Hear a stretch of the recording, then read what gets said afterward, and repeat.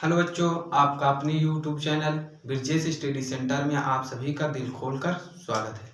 बच्चों, आज हम आपको क्लास 12 की फिजिक्स के कुछ इंपॉर्टेंट क्वेश्चन करवाएंगे। देखो बच्चों, क्लास 12 फिजिक्स क्या होगा? आपका फिजिक्स होगा। अब ये मत बोलना सर जी मैथ का पढ़ाएंगे। देखो बच्चों, कल तुम्हारा पेपर होने वाला है, जो आपको आता हो उसी को रिवाइज करिए बस, ठीक है ना। चलो, क्योंकि अभी 3-4 दिन है फिजिक्स में, इसलिए इंपॉर्टेंट क्वेश्चन करा दे रहे हैं। ध्यान समझो, सबसे पहले आप क्या लिखोगे? वैद्युत क्षेत्र। क्या? वैद्युत क्षेत्र। इंग्लिश में बोले तो इलेक्ट्रिक फील्ड। Electric field. वैद्युत क्षेत्र क्या होता है? सबसे पहले आप देखिए चुंबकीय क्षेत्र क्या होता है। चुंबकीय, ये क्या है? एक चुंबक है। ध्यान समझो, एक चुंबक है तो चुंबक अपने चारों ओर क्या बनाता है? चुंबकीय क्षेत्र। जैसे अगर इसका चुंबकीय क्षेत्र ये है तो यहाँ अगर कोई कील या एक कोई छोटा चुंबक का टुकड़ा रखेंगे तो ये चुंबक क्या करेगा? अपनी ओर आकर्षित करेगा या तो प्रतिकर्षित करेगा। ये इसका पावर यहीं तक है। अगर आप सोचो यहाँ कोई इसकी एरिया यहाँ नहीं है, यहाँ अगर रखोगे तो ना ये तो आकर्षित करेगा ना ही प्रतिकर्षित करेगा। तो आप बता सकते हो किसी चुंबक के चारों ओर का वह क्षेत्र जिसमें स्थित किसी अन्य चुंबक पर आकर्षण या प्रतिकर्षण बल का अनुभव किया जा सकता है, उसे क्या कहते हैं? चुंबकीय क्षेत्र। सेम उसी प्रकार एकदम, मतलब हमारे कहने मतलब इसी प्रोसेस से हमको पढ़ना क्या है? वैद्युत क्षेत्र। यहाँ चुंबक होता था, यहाँ आवेश होता है, तो ये आवेश अपने चारों ओर क्या बनाएगा? वैद्युत क्षेत्र। ध्यान समझो, एक चुंबक अपने चारों ओर चुंबकीय क्षेत्र बनाता है तो एक आवेश अपने चारों ओर वैद्युत क्षेत्र बनाता है। उसी प्रकार एक ऊष्मा अपने चारों ओर ऊष्मीय क्षेत्र बनाती है, ठीक है ना। तो ये अपना चारों ओर का क्या बनाएगा? चारों ओर का वैद्युत क्षेत्र क्रिएट करेगा। तो देखो, अगर इसके अंदर कोई आप टेस्टिंग चार्ज या कोई आवेश रखते हैं, ये परीक्षण आवेश, आप इंग्लिश में, इसकी इंग्लिश अच्छी है, टेस्टिंग चार्ज, टेस्ट करने के लिए, परीक्षण करने के लिए, ठीक है ना। चेक करते हैं कि इस पर कोई आवेश, इस पर बल लगेगा। देखो ये प्लस का होता है तो क्या करेगा? एक दूसरे को प्रतिकर्षित करेगा, या माइनस को होगा तो एक दूसरे को आकर्षित करेगा। भैया अगर यही आवेश को, अगर ये इसका पावर यहाँ तक अगर यहाँ रख दोगे तो ना ये तो आकर्षित करेगा ना तो प्रतिकर्षित करेगा। तो ये जो भैया यहाँ रखेंगे तो इस पर कोई बल अनुभव नहीं किया जाएगा, तो यहाँ पर इसका वैद्युत क्षेत्र नहीं होगा। तो वैद्युत क्षेत्र की अगर आपको डिफिनीशन एक नंबर में लिखनी की आएगी तो क्या लिखोगे? तो आप बताओगे किसी आवेश के चारों ओर का वह क्षेत्र, किसी आवेश के चारों ओर का वह क्षेत्र जिसमें स्थित किसी अन्य आवेश पर वैद्युत बल, कौन सा बल? वैद्युत बल। देखो आवेश पर वैद्युत बल लगता है, वैद्युत बल आरोपित हो जाए तो ऐसे क्षेत्र को वैद्युत क्षेत्र कहते हैं, इलेक्ट्रिक फील्ड कहते हैं, ठीक है ना। अब देखो, अब यहीं से आता है वैद्युत क्षेत्र की तीव्रता, बहुत ही इंपॉर्टेंट। वैद्युत क्षेत्र की, एक सेकंड मिटा दें, रहने देते हैं। वैद्युत क्षेत्र की तीव्रता समझना ही है, लिखना है तो लिख लेना, वीडियो को बैक कर करके आप लिख सकते हैं, इतना तो आप कर ही सकते हैं। वैद्युत क्षेत्र की तीव्रता क्या होती है भैया? आप बताओगे। देखो सबसे पहले इसे ई से प्रदर्शित करते हैं। ये कौन सी फिजिक्स सर आप पढ़ा रहे हैं? नहीं, हम बता रहे हैं, सुनो ध्यान से। ई बराबर होता है F बाई क्यू या क्यू नॉट, कोई भी लिख सकते हो। तो आप बताओगे किसी आवेश, किसी वैद्युत क्षेत्र में स्थित, ध्यान समझो, वैद्युत क्षेत्र रहेगा तभी तो उसमें परीक्षण आवेश स्थित करोगे, बाहर रख दोगे उस पर बल नहीं लगेगा, अभी बताया भैया। तो किसी वैद्युत क्षेत्र में स्थित किसी धन परीक्षण आवेश पर, किसी आवेश के वैद्युत क्षेत्र में स्थित किसी आवेश के, ध्यान समझो, लिखवा दे रहे हैं डिफिनेशन, लिख लो।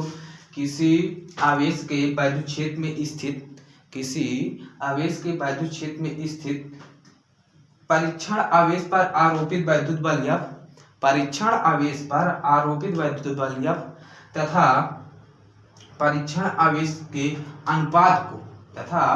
आवेश के अनुपात को, वैद्युत क्षेत्र की तीव्रता कहते हैं। इसे ई से प्रदर्शित करते हैं।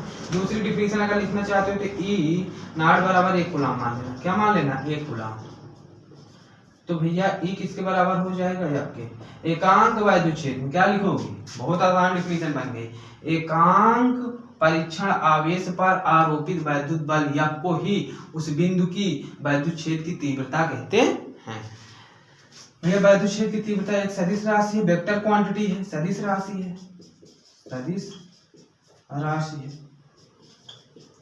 राशि, ठीक है ना। सदिश राशि बीमा हुआ तो निकाल सकते हो, इतना तो सिखा ही दिए हैं आपको, ठीक है। इसका स्क्रीनशॉट लेना चाहते हो तो ले लो, नहीं इसको रेस करते हैं। चलो नेक्स्ट टॉपिक पे आते हैं। अच्छा एक पॉइंट और लिख देते हैं, बिंदु आवेश के कारण जो वैद्युत क्षेत्र की तीव्रता होती है वो E बराबर 1/4 पाई एप्सिलॉन नॉट Q बटे R स्क्वायर होता है, ठीक है ना। नोट करके लिख लेना, सवालें आती है इस पर। अब हेडिंग लगाओ भैया, वैद्युत क्षेत्र हो गया, वैद्युत क्षेत्र की तीव्रता हो गई। अब लिखो वैद्युत द्विध्रुव, क्या लिखोगे, वैद्युत द्विध्रुव। सर जी इसको क्यों मिटा दिए, अरे मिट गया तो मिट गया, चलो ठीक है। बहुत बातें करते हैं सर आप, नहीं बच्चों ऐसी कोई बात नहीं। लिखो तीसरी है ना, वैद्युत द्विध्रुव। द्विध्रुव क्या होता है भैया, वैद्युत द्विध्रुव, ध्यान समझो। तो फिगर के माध्यम से समझोगे, लाइफ पूरे लाइफ में नहीं भूल पाओगे, और रटोगे चीजें तो नहीं भूल जाओगे। अभी रटे रहेंगे, 2 दिन बाद पूछेंगे भूल जाओगे।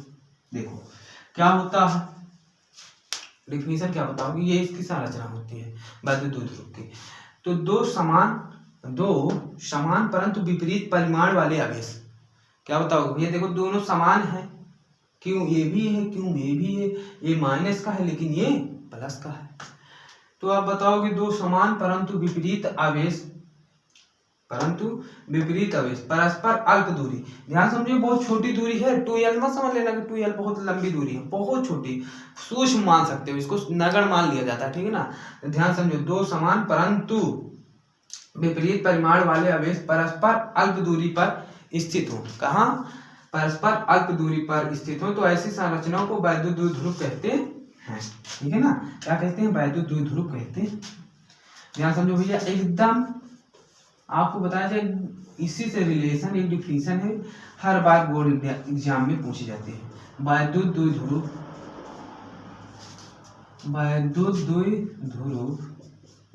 आघूर्ण,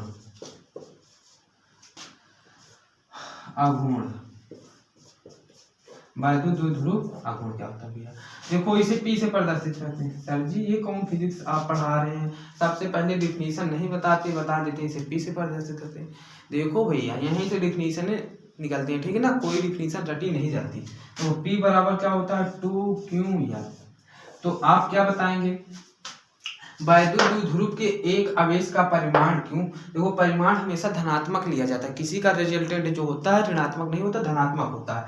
तो वैद्युत द्विध्रुव के एक आवेश का परिमाण क्यों तथा दोनों आवेश के बीच की दूरी के गुणनफल को, देखो 2l है ना, तो इनके गुणनफल को क्या कहते हैं, वैद्युत द्विध्रुव आघूर्ण कहते हैं। ये भी एक सदिश राशि, क्या है, सदिश राशि है, सदिश राशि है। अच्छा एक और क्वेश्चन बनता है, वैद्युत द्विध्रुव की दिशा किस ओर हो, तो -q आवेश से +q आवेश की ओर होती है। एक नंबर में क्वेश्चन बन सकता है भैया, यहाँ तक नोट कर लिए ना, वैद्युत द्विध्रुव आघूर्ण क्या होता है ये, ठीक है ना बच्चों।